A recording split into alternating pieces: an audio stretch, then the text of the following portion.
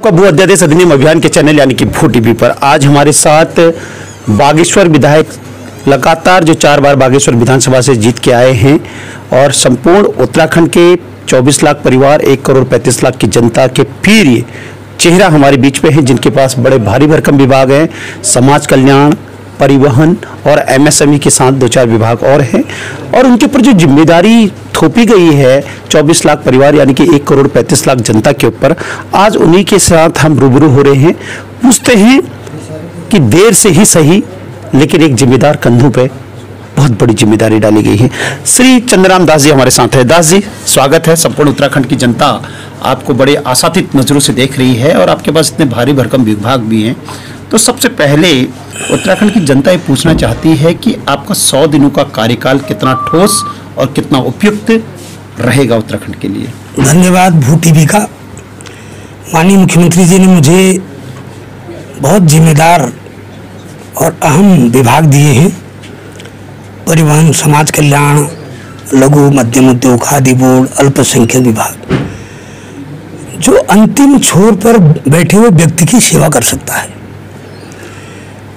पर्याप्त बजट है, पर्याप्त कार्यक्रम है, मगर उनका क्रियान्वयन और अनुसरण नहीं हो पाया। ये अहम जिम्मेदारी मुझे मिली है। मैंने प्रथम दृष्टया सभी विभागों की समीक्षा की है और सब लोगों को 100 दिन का रोड मैप दिया है। जो हमारा दृष्टि पत्र है, जो हमारा संकल्प पत्र है और जो हमने चुनाव के टाइम में लोगों से वायदे किए थे, उन वायदों के अनुसार हमको लोगों के वायदों को पूरा करना और जनता की अपेक्षाओं पर खरा उतरने का जो सौभाग्य मिला है, उसकी शुरुआत मैंने कर दी है। और 100 दिन के अंदर आपको विभागों में बहुत कुछ परिवर्तन देखने को मिलेगा और मैं समझता हूँ कि 100 दिन का समय ज़्यादा नहीं होता है, मगर पूत के पांव जो पालने में दिखते हैं वो आपको दिखने लगेंगे। बागेश्वर की जो संभ्रांत जनता है उनका कथन ये भी है कि इस बार आप चुनाव में स्वास्थ्य कारणों से जा नहीं पाए, फिर भी घर घर में आपने जो विकास किया है, गली गलियों का जो विकास किया है, गांव गांव का जो विकास किया है, उन्होंने आपको भरपूर आशीर्वाद दिया है। सुनने में आ रहा है कि 7 तारीख में फिर से आपका एक भव्य स्वागत बागेश्वर की जनता करने जा रही है। बागेश्वर के साथ साथ संपूर्ण उत्तराखंड की जनता भी शायद वहाँ पहुँचेगी, तो बागेश्वर की जनता के लिए स्पेशली क्या कहेंगे आप? मैं बागेश्वर की जनता, अपने मतदाता और पार्टी के कार्यकर्ताओं का आजन्म ऋणी हूँ कि कुछ व्यक्तिगत कारणों से पूरे चुनाव में कुछ दिन में नहीं जा पाया, मगर मेरे कार्यकर्ताओं ने उसी उत्साह के साथ घर घर में मोदी जी को पहुंचाने का काम किया, घर घर में कमल खिलाने का काम किया, तो घर घर में चंदन की खुशबू भी फैलाने का काम किया और मुझे 12,500 वोटों से विजय दिलाने का भी काम किया।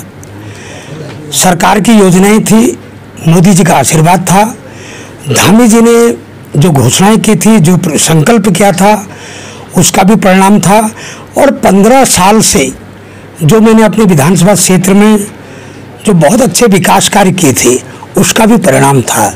तो सब मिलजुल के जो बागेश्वर के क्षेत्र की जनता ने मुझे जो सम्मान दिया, उसका तो मैं आजन्म ऋणी हूँ और उसी कारण आज मुझे प्रदेश के मंत्रिमंडल में मंत्री बनने का भी मौका दिया, इसलिए इसका श्रेय मेरी विधानसभा के लोगों को जाता है।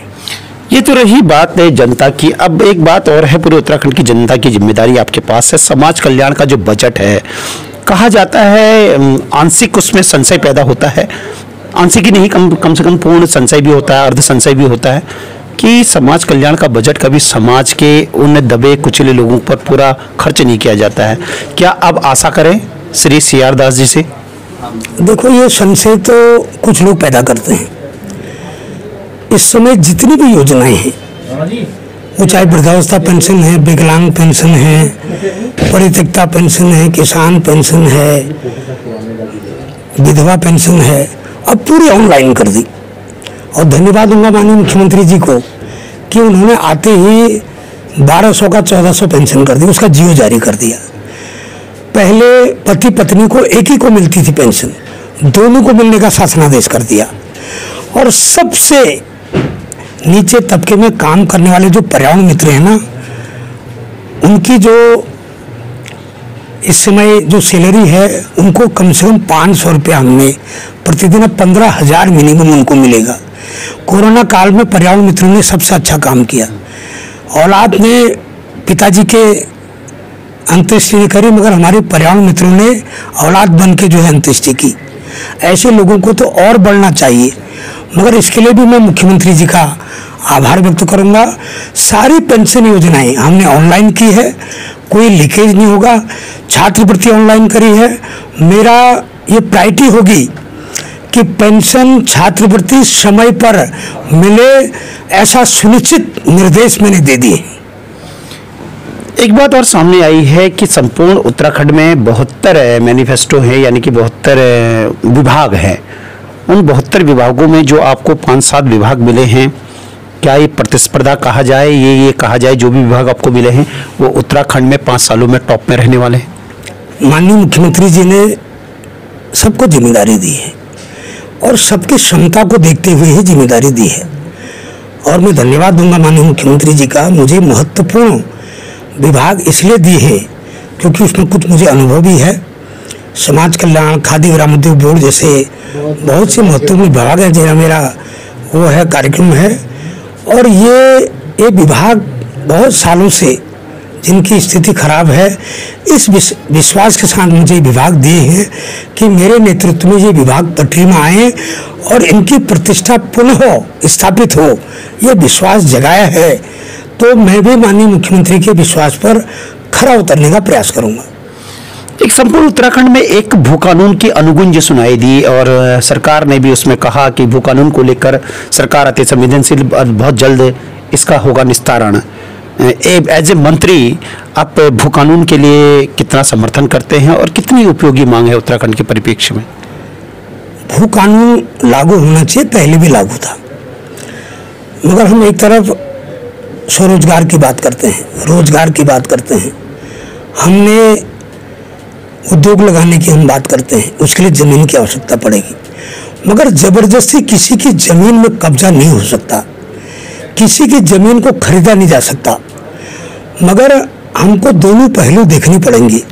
उत्तराखंड में भू कानून भी लागू हो और जो हमारे गृह उद्योग, कुटीर उद्योग हैं वो भी स्थापित हों और लोगों को स्वेच्छा से प्रेरित करने का हम काम करेंगे। वास्तव में सख्त भू कानून की आवश्यकता है। ये तो माना श्री CR दास जी ने। अंत में एक CR दास को जिन्होंने पूरे उत्तराखंड ने देखा, उनका हंसता हुआ चेहरा, खिलता हुआ चेहरा, बड़ी से बड़ी समस्याओं को मजाक में ही सॉल्व कर देना, यानी कि काम भी हो जाना और सॉल्व भी हो जाना।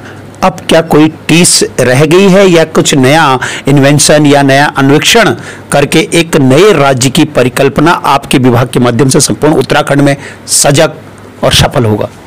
जो आपके अंदर एक बात रहेगी जो जनता को आप कहना चाहते हैं। देखिए, स्वभाव अलग चीज है, मगर अब जिम्मेदारी है। इस जिम्मेदारी को गंभीरता से निभाने की आवश्यकता है और इसके लिए मैंने प्रयास शुरू कर दिए हैं। सारे विभागों की समीक्षा शुरू कर दी, सारे विभागों को 100 दिन का टास्क दे दिया है, नई योजनाएं लाने के लिए निर्देशित कर दिए हैं और विभाग की छवि को नए रूप में प्रदर्शित करने का मौका अधिकारियों को दिया है। और मुझे उम्मीद है सबके कोऑर्डिनेशन से हम इन विभागों को उबार सकें और लोगों के विश्वास पर खरे उतर सकें, ऐसा प्रयास हमारा जारी हो गया। तो ये थे श्री CR दास ना कह के श्री चंद्रनाथ दास जी ना कह के इनको कहा जाएगा पूरे उत्तराखंड में इनोवेटिव चंद्रनाथ दास जी, यानी कि इनके नए विचार, नए अन्वेषण और नई जो इनकी सोचने की शक्ति है। इन्होंने वादा किया है कि मेरे पास जितनी भी जिम्मेदारियों का दी गई है, जितने भी विभागों का मेरे को जिम्मेदारी मिली है, उसमें आपको नया, तरोताजा और नए उत्तराखंड की परिभाषा परिलक्षित होगी। अब फिर आपसे मिलेंगे किसी और शख्स के साथ, भू टीवी के साथ, सुधीर बर्थवाल के साथ। मैं शंकर सागर, देहरादून से नमस्कार, धन्यवाद।